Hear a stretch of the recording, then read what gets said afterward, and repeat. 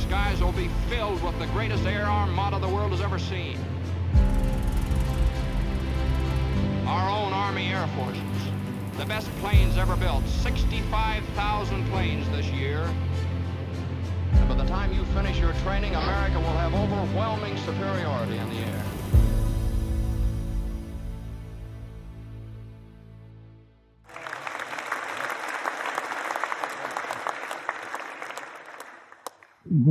Thank you very, very much.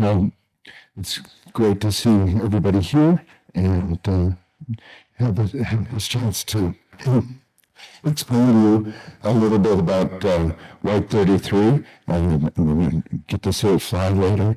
And this presentation is a little different from what you've seen from us before. It focuses on technology that makes these airplanes the success that they were during the war. Should give you a little bit of appreciation for some of the really cool features on 33. So we'll dig into that a little bit more. Superchargers and turbochargers, really World War II aircraft technologies. And let us know what you think about this, because it's a little different for us, but there are many other technology topics that we could do if this is of interest to you guys. And so Les, I'm the lead docents here at the museum. Quick overview. That picture, by the way, is less than a month old, maybe a month old, but that shows the P-47, the P-38, and the B-25 flying in formation. It was part of that filming Bill mentioned. It's the first time they've ever done that, and it was really neat for this presentation because all three of those aircraft are going to have key roles in the presentation I have for you today. Air Force training briefer. So I'm going to tell you what I'm going to tell you, and then tell you what I told you. And so it works. So we're going to, this is all about getting aircraft to high altitude. So a little bit on why, a little bit of technical background, so young folks, there's a little science content in here, and then various ways of getting that high altitude performance that this presentation is all about, and then a little bit about how did it work out, what became of this technology after the war at the bottom. Okay, so why high altitude? Immediately in World War I, both sides started deploying anti-aircraft artillery. This is a model 1914 gun, ranges up to 14,000 feet, originally designed to shoot down balloons. But if you're flying over the front, guys, in World War I. So that's certainly one reason to get high. This is also one of the highest performing World War I fighters, a Fokker D-7. This airplane was so highly regarded that in the Versailles Treaty, the Allies actually demanded all of the examples of this aircraft be turned over to them after the war. So great example of an end of the war fighter. This airplane could reach altitudes of 20,000 feet. Now that took about 20 minutes for the fighter to climb. And so if you were a bomber, you wanted to stay high and make that climb as long as possible so that hopefully you could get in, do your mission, and get out again. So second reason, right? Third reason, the fighters also wanted to be high. Got a picture there of Oswald Bulka. He's the second really famous fighter pilot after Max Immelmann. And once he started getting a reputation, he started training other young German fighter pilots of how to be successful. Wrote down a series of rules. You'll see a list of them actually in our World War I exhibit in the main pavilion. But rule number one is written out there in full text. Of course, he would have said it in German, which I'm not going to attempt. But his first rule, get a position of advantage over your enemy. And that normally meant to be above them and behind them. And that basic tenet of air-to-air tactics is still enforced today, right? You want to be as high as you can. It gives you an advantage. You can choose not to fight if you're at a big disadvantage, or you can dive down on your enemies. So 3 reasons why aircraft want to fly high, even right in the earliest days of World War I. So what prevents us from flying as high as we want to, right? This graph, I promise there's not too many here, but this shows you the standard atmosphere, a kind of a mythical thing that never exists. It's an engineering approximation of every day across the whole world. What is the altitude? The pressure at altitude look like. So you see altitude along the bottom, pressure along the top, and as we know, the pressure goes down, right, as we climb in altitude. Just a couple of examples. Here we are in Colorado Springs at 6,000 feet. We run up the stairs too fast, even after getting acclimatized, and you'll feel that pressure loss, right? There's less air, less oxygen. Our lungs feel that immediately. You go up to the top of Pikes Peak, and you'll really start noticing this at 14,000 feet. But if we're going to climb above the enemy fighters and those anti-aircraft guns, then we're going to want to get above 20,000 feet. And at that altitude, you're already above half the atmosphere in terms of density of oxygen and mass. Now, to fly it at higher and higher altitudes, your aircraft has to generate more lift as the air gets thinner. That means flying at higher angle of attack. And at the same time, your engine is losing power. It basically follows that curve. And so at some altitude, you're going to find that your aircraft won't climb anymore. And that's the ceiling of the airplane. And so we want that altitude to be as high as possible.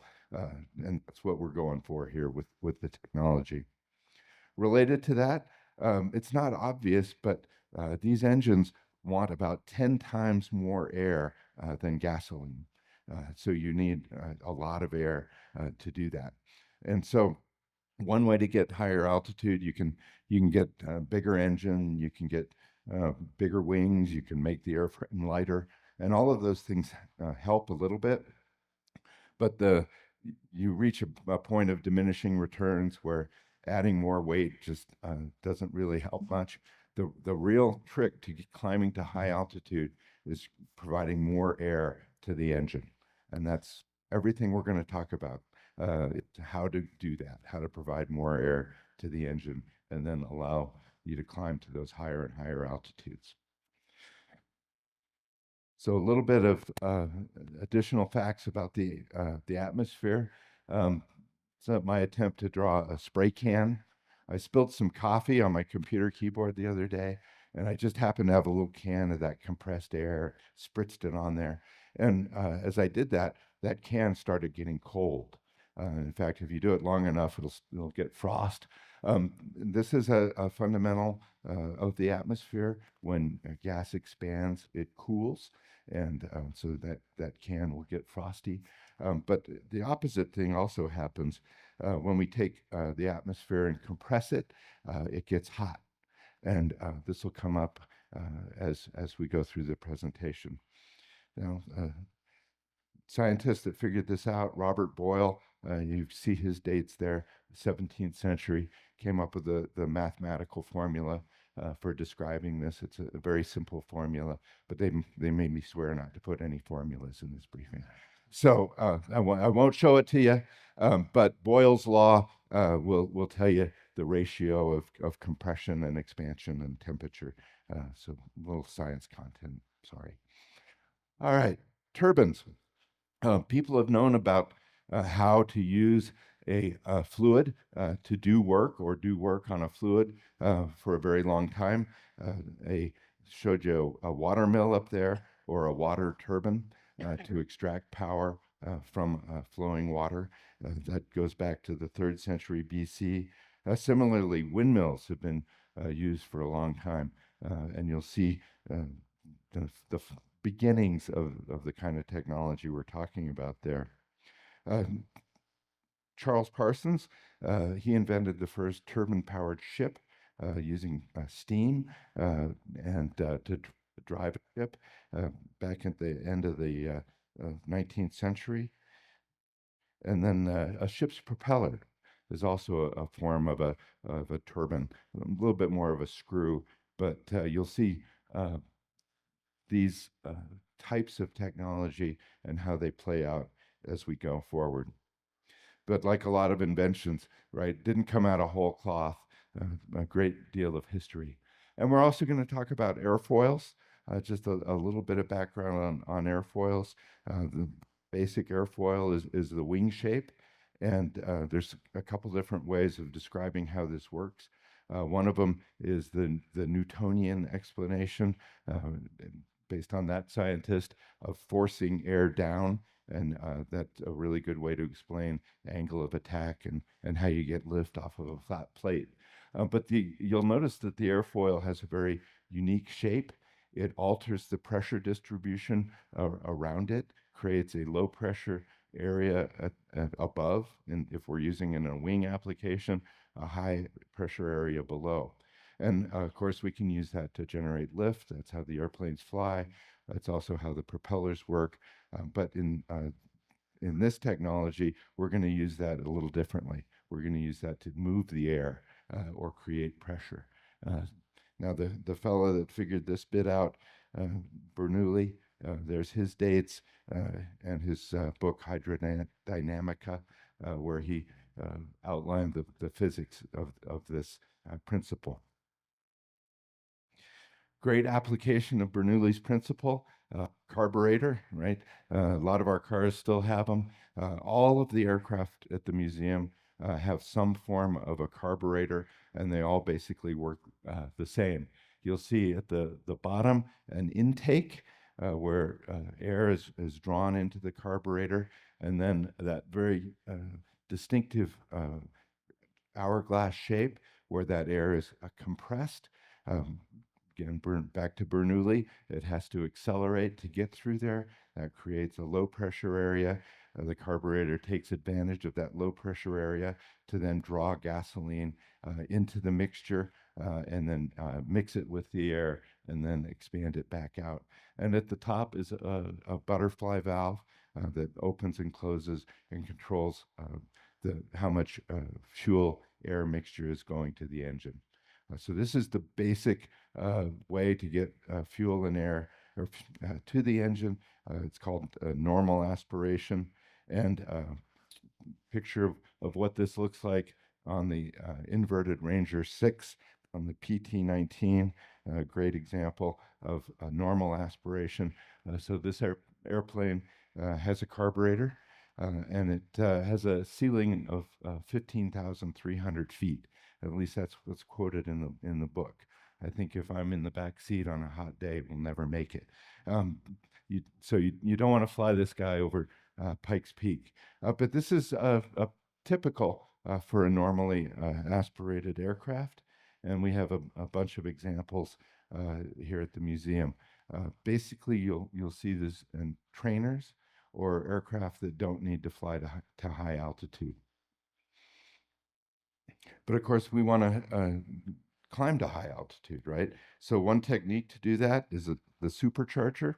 The technical history of this comes out of attempts to make air pumps for things like coal mines, right? If you're down in the bottom of a coal mine, you need to get fresh air down there. And pumps started being used for these applications in the 18th and 19th century. A gentleman named Roots came up with the first supercharger identified as such. He invented this to use in blast furnaces. So for making steel, same problem. You've got to push oxygen into the blast furnace at high pressure. And the Roots type uses those two screws to flow air axially. So it's kind of a screw pump. It has the nice feature of having constant displacement, so it always provides the same amount of air through it. Well, this fella, Daimler, he got a patent in Germany for using this type of a blower on automobile engines. And so that's the first person to credit with doing that.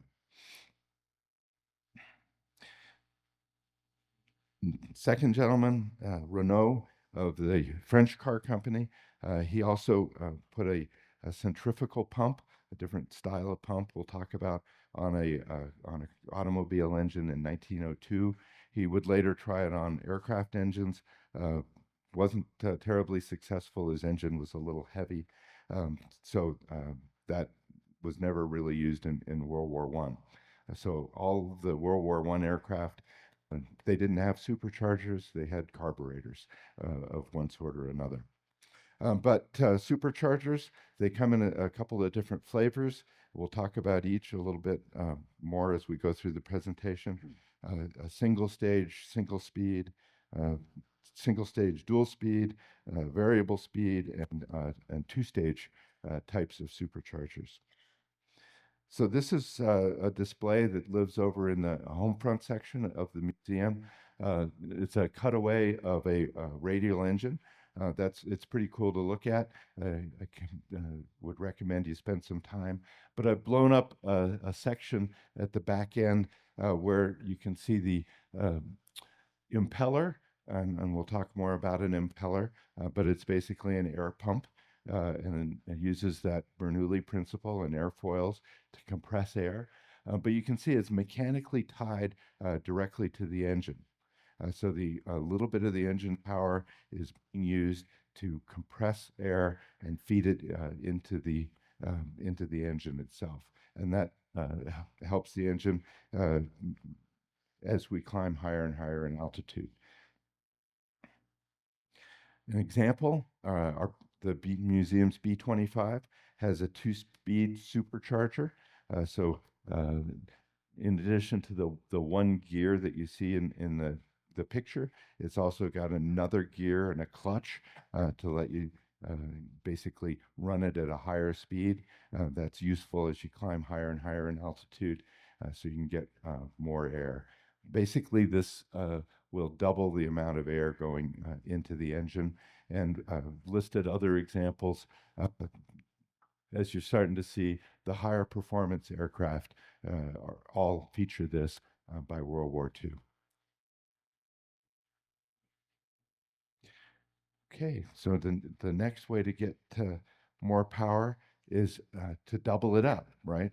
If one supercharger is cool, then how about two? And most famously, in the Merlin engine on the Supermarine Spitfire and the P-51, did exactly that. So put those impellers back to back.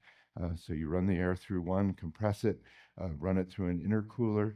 We'll talk more about intercoolers in a little bit, and then run it through another impeller and compress it even more. And this is key to the success of the P-51. But at the museum, well, we happen to have a Corsair, and our Corsair, the Brewster Corsair, also has this feature of a two-stage, two-speed supercharger. So with dual intercoolers. And with that, that airplane can climb to altitudes of 33,000 feet. So you can see as we get a little bit more sophisticated, we're getting more and more performance out of these engines. Now, you might ask, well, how about a three-stage, right? If two is good, why not three? And you could do that. It would work, but you're kind of running up against diminishing returns. You're using engine power to drive the superchargers, the blowers, and as well as the clutch mechanism. And at some point, that stops being useful anymore. During World War II, basically the cutoff was this two-stage supercharger with the intercooler. that you'll see on our Corsair. All right, different approach. This guy, Dr. Moss, you'll see his dates up there, and he got his picture taken with one of those impellers. So that's the bit that makes the supercharger go. And you'll see on that disc a series of airfoils, right? Little wings that take the intake air from the center and then compress it and feed that into the engine. Well, he got a job working for General Electric, and what they wanted him to do was design better gas turbine engines for generating electrical power. GE, that's Edison's company. The guy that invented the light bulb. He had sold it to J.P. Morgan, but that's what General Electric was interested in the days before the First World War. In 1917, with the U.S. entry into the war, NACA, the National Advisory Committee for Aeronautics, the predecessor to NASA, by the way, out to Dr. Moss and GE to help them improve the Liberty engine. And Dr. Moss would retire in 1938 and receive a Collier Trophy. This is a very prestigious trophy for developments in aeronautics in 1940. And we'll go a little bit into what he invented, the turbocharger. Diagram up there. We're going to go into more depth, but a couple of main components of it and another cutaway that we have over in the home front. So you'll see that impeller. That's the P-47 size impeller.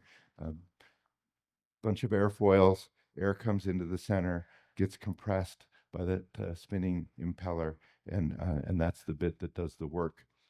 But over on the far side of the screen is a detail from our turbocharger cutaway. And so you see at the top that impeller, which compresses the air, but at the bottom, we've got the turbine disc. And so what happens here, hot air from the exhaust comes into that manifold and then is directed downward through the turbine disc. And when you look at that disc, what you'll see is dozens of little airfoils, little wings, and that hot air flows over those airfoils. And instead of generating pressure or lift, in this application, that creates a force to spin the turbine. And those turbines, they spin fast, 20,000 RPM. And so we'll talk a little bit more about how that bit works. But again, when you get over to the home front, you can examine this. In fact, they even got a lever. You can spin it. Don't try for 20,000 RPM. It's not going to happen. But back to Bernoulli, we're still using his principles to extract power from the hot exhaust using that turbine disc. And that's the key bit of the turbocharger, right? It's got a turbine. Now, one of Dr. Moss's problems, how do you test this thing? If you try and run the engine with the turbocharger at sea level, you'll basically get too much air going into the engine, and if you get carried away, you can blow the engine up. So he needed a place to test it. We happen to have a lovely mountain behind me, right? Pikes Peak. It had the feature of having a road built to the top of it at the end of the 19th century. Our hill climb began in 1916, maybe made that a little bit famous. And so Dr. Moss and team, they put together a Liberty engine with a turbocharger. You can see it there on the front of the engine, and mounted that assembly on a truck, brought it here to Colorado, drove it up to the top of Pikes Peak, and then we're able to test it at altitude. So unique local bit of the story, only place where you could really do that. But in 1918, they were able to take that 400 horsepower engine up to 14,000 feet and still get 410 horsepower out of it at altitude. And so they basically demonstrated that that technology would work. So the next step was to get this into an aircraft. In this case, a French-designed airplane known as a LUSAC, Le Père, United States Army Combat. These were designed in France, built in the U.S. Only about 20 of these were built as they arrived a little late to participate in the war. And none of these ever went operational. They were used in testing. But Dr. Moss took his turbocharger and Liberty engine and equipped one of these with it. Then they found the test pilot, right? Next step. Major Shorty Schrader. Of course, any of you guys that have had any association with the military will know that Shorty was over 6 feet tall. So 1919, McCook Field in Ohio, he takes the LUSAC up with its turbocharged Liberty engine. He climbs to 30,000 feet in an open cockpit biplane. Yeah, pretty daring. Given that the normal ceiling of that airplane is 20,000 feet, he's up there with the airliners. Well, feature of the standard atmosphere, temperatures somewhere around minus 30 degrees Fahrenheit. He has a problem with his oxygen system because, of course, he's breathing oxygen. He ends up taking off his goggles to try and fix that, and his eyes freeze at altitude. He was able to get the airplane to the ground safely, but his eyes never recovered. That pretty much ended his flying career. Lieutenant John Crady took over, and in 1921 he was able to take that aircraft to 40,000 feet. Now that's higher than most of our airliners fly today, and in fact it's high enough where even breathing 100% oxygen is not sufficient. So again, very daring exploit to do that. But he demonstrated very clearly that turbocharger could add the kind of power to get aircraft up to those altitudes. So first application in an operational aircraft is on the B-17. We've got a picture of a late war G model up there. But each of the 4 engine nacelles, they're pictured here. You can basically see that engine nacelle is full of plumbing for the turbocharger and supercharger, as well as an intercooler. I'll explain what all of those bits are, but you can see they all are packed into each of the engine nacelles on the B-17. The B-24 also features this, as well as the B-29. So all of the long-range, high-altitude heavy bombers of World War II feature this turbo-supercharger combination on them. Now at the museum, we happen to have 2 airplanes with that turbo supercharger. And the first one I'm going to talk about is the P-47. Another gorgeous picture. Diagram here outlines where everything fits in to the aircraft. But we have this display over in Hangar 3. Bill Clares and company put this together early on in the museum's history. In part to answer the question of why is the P-47 so big? And the answer is, well, the P-47 was designed around this power plant. Basically, all of the stuff that's in each of the B-17's engine nacelles is in the P-47. And this display lives over in Hangar 3.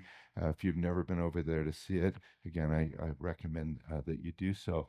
I've basically taken away the background clutter and what I've got in store for you is a little guided tour through the power plant of the P-47.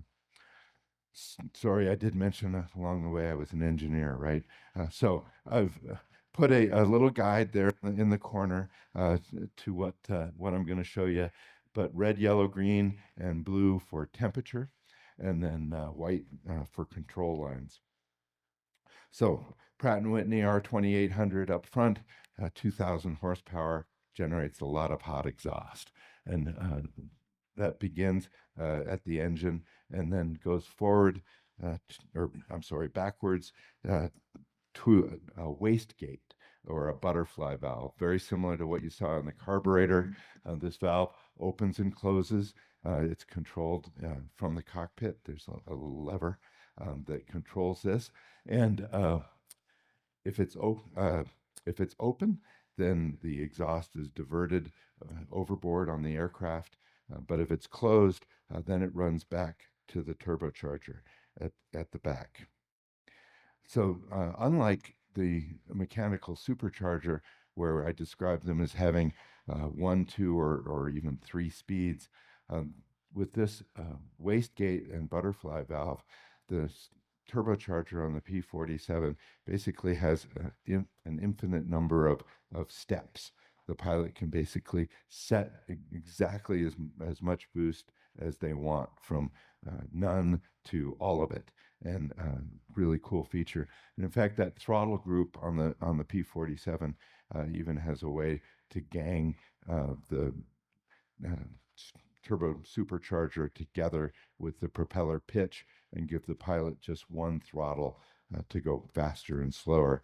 Really handy in a dogfight, not having to separately adjust the pitch of the propeller and the boost. But then I mentioned the hot gas, 1,500 degrees or so coming out of the engine, runs all the way back to the turbocharger at the back. And that looks just like that cutaway I showed you. So at the top, there's an impeller. At the bottom, there's a turbine disc. Hot gas flows through that turbine and spins it really fast. In fact, in the P-47, there's 300 horsepower of power in that hot exhaust, which is an amazing amount of power. My little car, 200 horsepower, but we still have 300 horsepower in the exhaust that would otherwise be dumped overboard. In engineering, this is about as close to a free lunch as you're going to get, right? Because we can now use that power rather than waste it. I mentioned the engine's 2,000, so almost a sixth of the engine is available to us to drive that turbocharger. All right, once it passes through the turbocharger, it's exhausted at the back end of the engine. In parallel, there's a big intake on the front of the P-47 that takes ambient air. Remember, at altitude, this is really cold, and it feeds it all the way back underneath the cockpit, back to the device at the back called an intercooler, where it splits. Part of that air goes into the top of the turbocharger, where it's acted on by the impeller and compressed. Remember, that air gets hot, not as hot as the exhaust, but hot enough where we're going to try and compress it more, and rather than feed that hot engine, that hot air into the supercharger, it's worth the trouble to put a thing called an intercooler, and you can see it there, basically an air-on-air radiator. So cold air goes in one way, hot air goes in the other way, and exchanges the heat, cools that air coming out of the turbocharger down, and then that now cool air is fed all the way back up to the engine, where it goes through the carburetor, gets mixed with fuel, and through the supercharger, fed into the engine. So we've got 2 stages of compression on the P-47. Now the air that's been warmed up in the intercooler is then exhausted out the gill vents on the side of the aircraft, and those are also controllable by the cockpit. But that's how these turbosuperchargers work. They're all basically the same system of using hot gas to spin the turbine, using the turbine then to spin the impeller, which compresses the air, feeds it up to the supercharger, which compresses it even more. Now, with that, the P-47 could climb to altitudes of 42,000 feet. That's actually higher than you really want to go. But what it really indicates is that at 30,000 feet, where the dogfights would happen in World War II, the airplane still has excess power to accelerate, used to recover from a turn. So a good measure of how effective this system was in the P-47. The other airplane that features a turbosupercharger, and I hope you knew I'd get here eventually, right? Our P-38, White 33 is an F model. It's driven by a pair of these Allison V12 engines, each of which features a supercharger at the back end. So an impeller mechanically linked to the engine compresses air, just like we've shown you on other aircraft. But we also have on each engine nacelles. So this is a view actually from up there, looking down on the P-38, and you can see the turbocharger on the top of the engine nacelle. That wastegate is behind it, which controls the speed of the turbocharger from the cockpit. And then another feature unique to the P-38, between the turbocharger and the pilot is a little armor plate. Remember our turbine disc spinning really fast, new technology. We wanted to make sure that if it came apart, we weren't going to kill anybody. So that little armor plate is on each side of the engine, and you can tell which side you're looking at from that. So this turbosupercharger allowed the P-38 to climb to 44,000 feet, speeds in excess of 400 miles an hour. So very high performance aircraft, getting all of that excess power out of this technology. So again, very successful in that part of it. The designer of this airplane, here's a picture of him, Kelly Johnson. He was 27 years old when he led the design team that came up with this. He would go on, of course, to design the U-2 and the SR-71 for Lockheed Skunk Works. Brilliant designer. Remember that intercooler on the P-47, that big heavy box? Well, Kelly Johnson came up with a better way, and I have a little show and tell here. So you'll usually find this sitting next to the P-38 on the ground, and this is a piece of the leading edge of the wing. Inside we have the rib, and then very conventional semi-monocoque aircraft construction. In other words, stringers and skin makes a nice lightweight structure, very strong, a little unique with the double skin. So leading edge of the wing. But inside this, you'll also see these guys. And they're not structure. They're heat sinks. So Kelly Johnson, brilliant guy, he realizes that this wing in flight is going to be really, really cold, minus 30 degrees. So rather than putting a whole separate intercooler into the airplane, instead he took the hot exhaust, the hot gas, compressed air from the turbocharger, and then he routed it out to the wing and routed it through this bit of structure, which served as a intercooler on the P-38. Now, White 33 sitting has this incorporated into it, and in fact is unique in all the world. Kudos to Bill Clare and Westpac and company. When they restored that aircraft, they restored all of this functionality in the wing. And this airplane is the only flying example of this technology. So really tiny example of a cool feature of White 33 that you'll get to see today when it flies. Now, maybe a little too clever. In practice, they found out that if you take a bullet through this, well, that's annoying. But you've also lost your boost, right? You have a leak, and you're losing power from the engine. In addition, as the war went on, figured out ways to get more horsepower out of those Allison V12s, and this was actually limiting how much boost you could get from the system. So later models of the P-38, starting with the J, did away with this. Instead, they put an intercooler and a big intake in the front. Allowed them to get more boost, which is cool.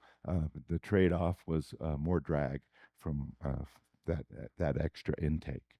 So again, that airplane has this feature in it and is very unique, and in fact is the only one that exists. Okay, effectiveness. Did it work? This is my other graph. Sorry, guys. But you'll see the lines A, B, C, D labeled for no supercharger, and then single stage, two stage, and then the turbo supercharger out there. And yep, we get more power at high altitudes with the turbo supercharger. Starts to roll off at 25,000 feet. But basically, until you hit that altitude, you've got plenty of air to get as much power out of the engine as you need. And with that, our bombers and high performance fighters were able to climb to high altitudes. Now, the objective, the strategy was the hope that this would make them immune to those anti-aircraft guns, make them very difficult to intercept with fighters. But of course, the enemy gets a vote. Our opponents invented and fielded both radar that lets you see the bombers at longer ranges, give the fighters more time to climb to altitude to intercept them, and of course, bigger anti-aircraft guns that could reach up to the altitudes where the bombers were flying, and fighters specifically designed to combat heavy bombers. That late model Focke-Wulf over there has 30 millimeter cannons and a two-stage supercharger as well. But even with this, they were successful in knocking down some of our bombers during the war and casualties. But in a way, this is also a victory in and of itself, in that those radar anti-aircraft guns, they would deploy thousands of these guns to defend the country. Tens of thousands of soldiers needed to use those guns. Took thousands of rounds to bring down a bomber. That's a lot of resources being applied to counter our technology that we're using. And so in the end, very successful. The engineering worked. We could fly at high altitudes, and the strategy also worked. It made Germany react. It allowed the bombing raids that were a key feature of World War II. Challenges. Okay, so why doesn't everybody do this, right? I mentioned that gas turbine. Well, very high temperature, 1,500 degrees Fahrenheit. That's hot enough to melt iron. Going through that turbocharger, spinning at 20,000 RPM. That's a lot of mechanical force that it's got to withstand. So the answer, very special material, a high strength stainless steel incorporating nickel and molybdenum. Got it, good. Say that one 3 times fast. Okay, so nickel and molybdenum to make that turbocharger, that turbine work. Believe it or not, nickels have nickel in them. Uh, they did before World War II, they still do. But nickel is actually a fairly rare metal.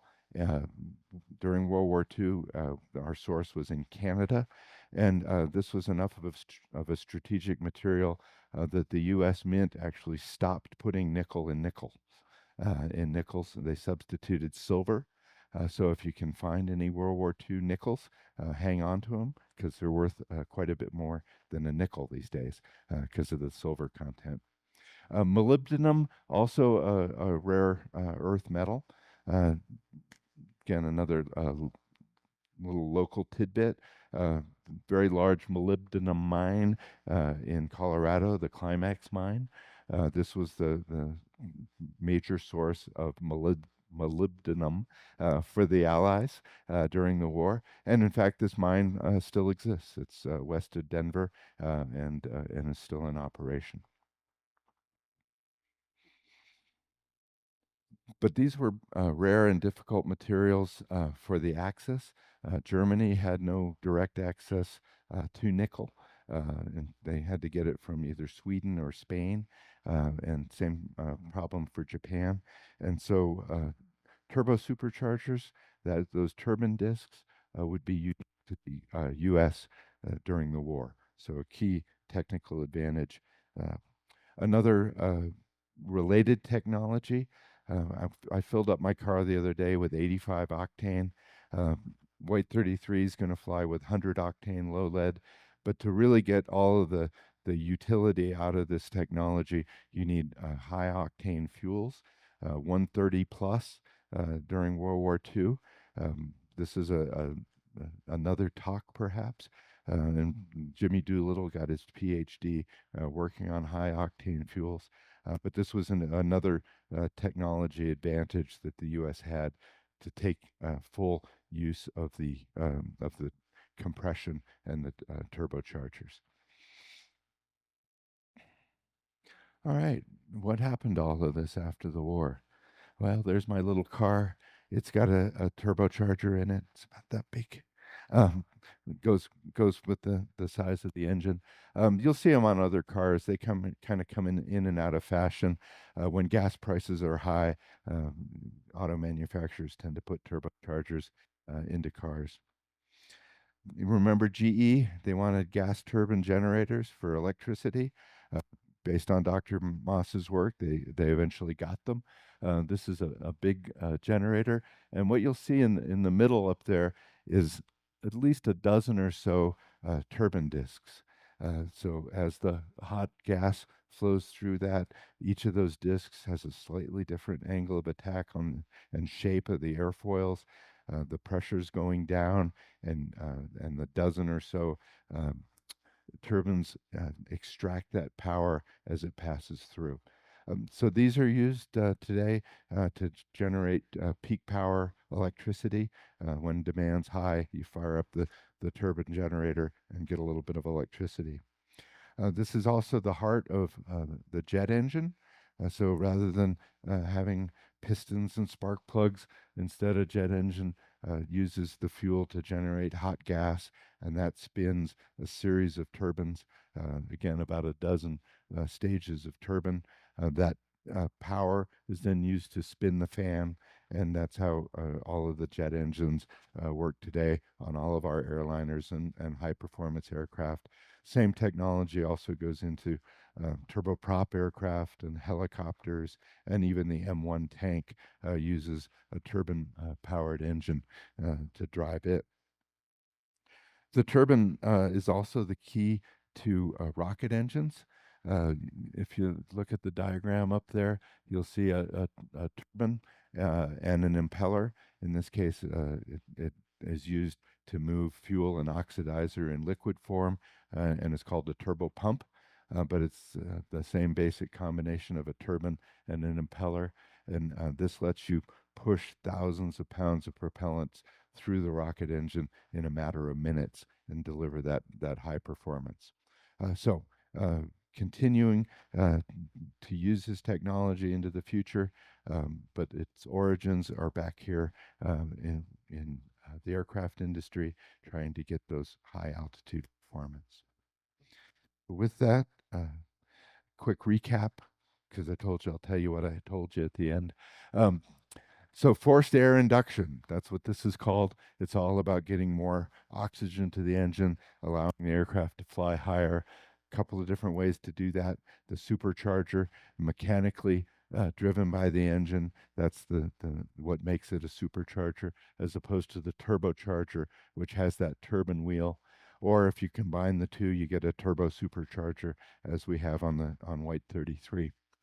Intercooler, I mentioned it a couple of times, but it's basically a radiator, air over air. And key technology, World War II, key to the Allied success, and still in use today. So that ends my presentation.